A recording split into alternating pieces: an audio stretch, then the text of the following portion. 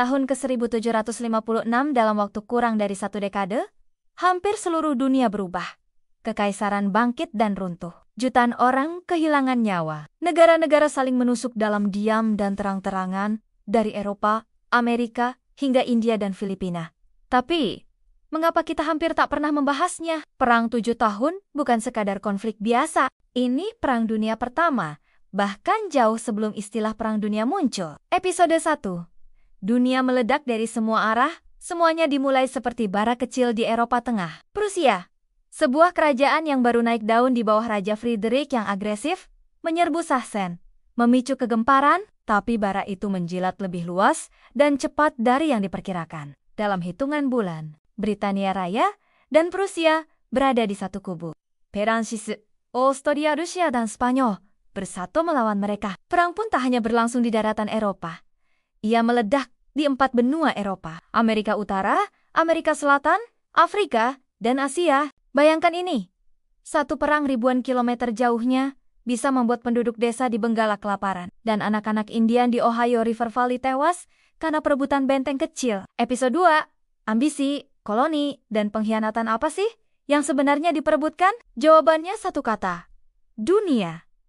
Britania Raya ingin merebut koloni Prancis di Kanada dan India. Prancis ingin mengusir Inggris dari benua Amerika dan menghancurkan kekuatan lautnya. Prusia ingin mempertahankan wilayahnya dari Austria dan Rusia yang ingin memotongnya menjadi serpihan. Tapi ini bukan hanya soal wilayah. Ini soal siapa yang akan menulis aturan baru dunia setelah debu perang mereda. Dan jangan salah, perang ini bukan tentang pahlawan. Di balik strategi brilian Friedrich atau kekuatan laut Inggris, tersembunyi pengkhianatan berdarah, kelaparan massal, dan politik busuk. Episode 3. Amerika terbakar, dan masa depan AS lahir. Salah satu panggung utama Perang 7 tahun adalah Amerika Utara, yang dikenal sebagai France and Indian War. Prancis dan Inggris bertarung habis-habisan demi wilayah koloni. Inggris menang, merebut Quebec dan akhirnya seluruh Kanada. Tapi, menang pun ada harganya. Untuk membiayai perang, Inggris utang besar-besaran. Dan siapa yang harus membayar? Koloninya di Amerika. Pajak teh, pajak stempel, pajak segalanya. Dan begitulah. Hanya 13 tahun setelah perang berakhir, koloni Amerika memberontak. Yes, tanpa perang 7 tahun, mungkin takkan ada kemerdekaan Amerika. Episode 4. India berdarah, Imperium Inggris lahir di sisi dunia yang lain. India juga menjadi ladang pertempuran brutal. Perancis dan Inggris saling berebut pengaruh melalui kerajaan-kerajaan lokal. Di tengah kekacauan, muncul sosok Robert Clive, komandan Inggris yang berpolitik lebih licik dari Perdana Menteri manapun. Melalui pertempuran di Plassey, Inggris bukan cuma menang, mereka mencengkeram India. Dari situ, Imperium Inggris di India pun lahir. Dan kolonialisme di Asia berubah selamanya. Episode 5.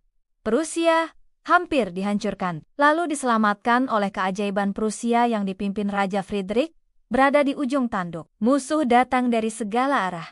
Kota-kotanya luluh lantak. Pasukannya nyaris habis. Semua orang memprediksi kehancuran.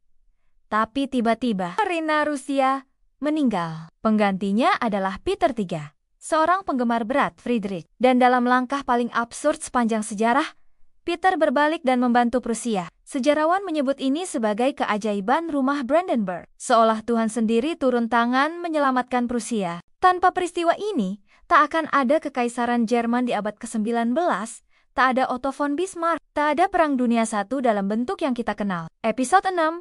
Perang selesai, tapi dunia tak pernah sama lagi. Perang 7 tahun, berakhir tahun ke-1763 Perjanjian Paris, ditandatangani. Peta dunia berubah drastis. Prancis kehilangan hampir semua wilayah di luar negeri. Britania Raya menjadi kekuatan maritim dan kolonial nomor 1.